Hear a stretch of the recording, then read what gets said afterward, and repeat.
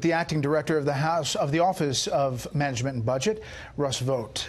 Thanks so much for being here. Thanks for having me. I'm going to start off with the House Budget Committee chairman. That's not a surprise that the other party controlling has a negative thing to say about the budget blueprint. But here it is. President Trump's budget once again lays out an irresponsible and cynical vision for our country without any regard for its human cost. It lacks foresight and would leave our nation unable to meet our obligations to the American people, provide for our economic and national security, or responsibly plan for your future.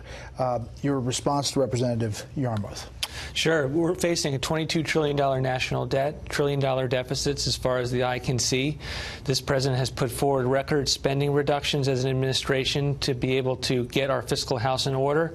And if you take the national debt and you break it up per man, woman, and child, you're looking at a debt of about $65,000 per individual. How is that fair for those individuals to have to absorb that at some point in the future? We don't think that is a way to budget from the standpoint of giving them more freedom and opportunity to live their life without having to work more and more on behalf of the government. So, as you mentioned, the debt, the U.S. national debt accumulated under this president starts at $19.95 trillion when he goes into office, and now stands at above $22 trillion. He said, as a candidate, he wanted to go the other way.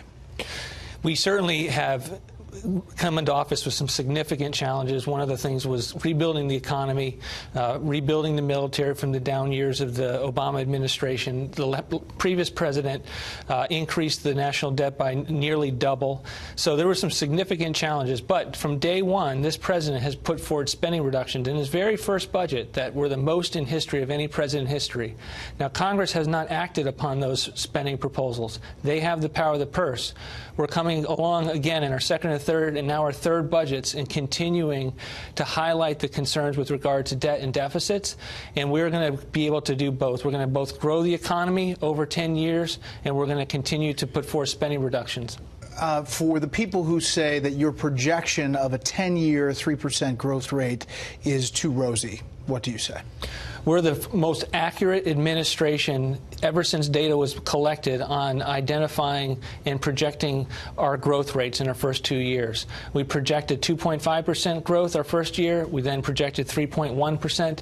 And so from the standpoint of this administration, we think that the economic policies that President Trump has put into place will lead to long-term economic growth. Many people look at the tax cut and they say, this is just a way to juice the economy and we're going to go back to 2% growth in the years ahead. We just disagree. We think that there's a fundamental change in capital formulation.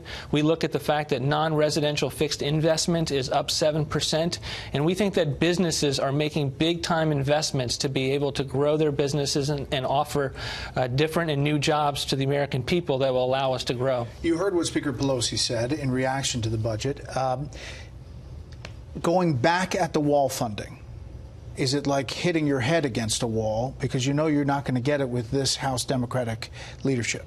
Absolutely not. The theme of this budget is promises kept, taxpayers first. This president promised to secure the budget. He promised to build a wall, and he's doing every single thing he possibly can to get done, including declaring a national emergency. We believe that the situation worsens at the border every single day. These are facts on the ground. The Department of Homeland Security testified to that last week, and I have been in these meetings, Brett, where the Speaker of the House refused to hear briefings from the Secretary of Homeland Security about how dire the situation was.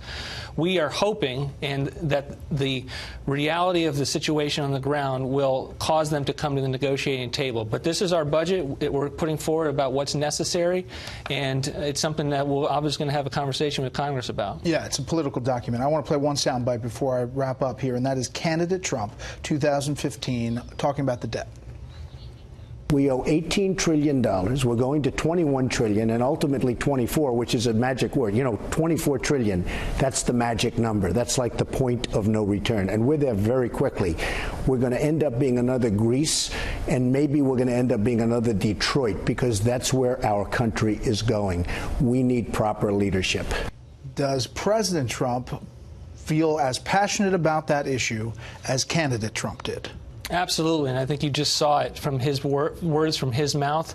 That's what I see every time I talk with him about the budget, every time I talk to him about deficits and the national debt.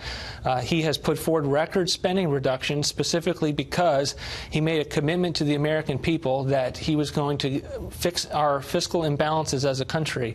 And we have put forward those proposals as an administration, and we need Congress to come along beside us and enact these into law. We thank you for your time, and we'll be following it. Thanks, Brett. Thanks.